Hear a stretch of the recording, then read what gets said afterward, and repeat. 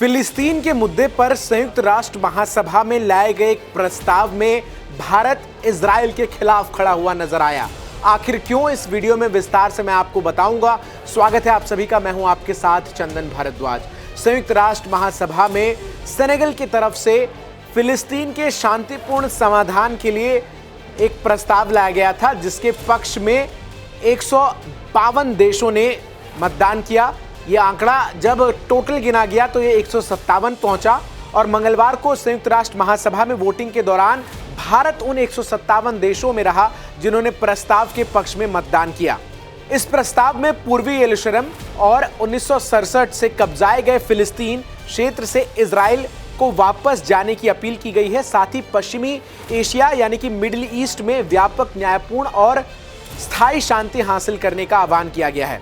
गौरतलब है कि बीते एक साल से ज्यादा समय से इजराइल और फिलिस्तीन के बीच संघर्ष देखने को मिल रहा है और लगातार इजरायली डिफेंस फोर्स की तरफ से फिलिस्तीन में हमले बोले जा रहे हैं। फिलिस्तीन के सबसे बड़े शहर गाजा में इजरायली डिफेंस फोर्स की तरफ से ग्राउंड ऑपरेशंस और मिलिट्री ऑपरेशंस को अंजाम दिया जा रहा है और अब तक 50,000 से अधिक फिलिस्तीन के नागरिकों की मौत हो चुकी है और इनमें हमास के आतंकी भी शामिल हैं।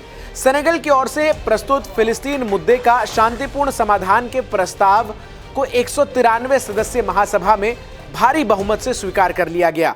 प्रस्ताव का समर्थन करने वाले कुल 157 देश थे और भारत भी इन्हीं देशों की लिस्ट में शामिल रहा, जबकि 8 सदस्य देश जो कि Argentina, Hungary, Israel, Nauru, Palau, Papua new Guinea और अमेरिका ने इसके खिलाफ में मतदान किया है। वहीं कैमरून, चेकिया, इक्वाडोर, जॉर्जिया, पैराग्वे, यूक्रेन और उरुग्वे ने इस प्रस्ताव की वोटिंग में हिस्सा नहीं लिया।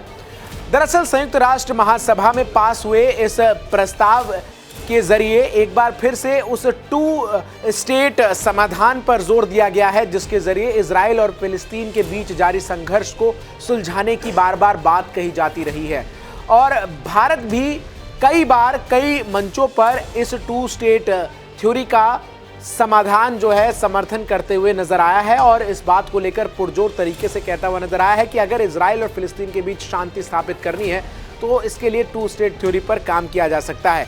तो वहीं इजराइल की तरफ से ये स्पष्ट कहा गया है कि गाजा पट्टी में कोई भी बदलाव उसे अस्वीकार है और इस प्रस्ताव में गाजा पट्टी के जनसंख्या के आधार पर या क्षेत्रीय परिवर्तन के किसी भी प्रयास को अस्वीकार कर दिया गया है।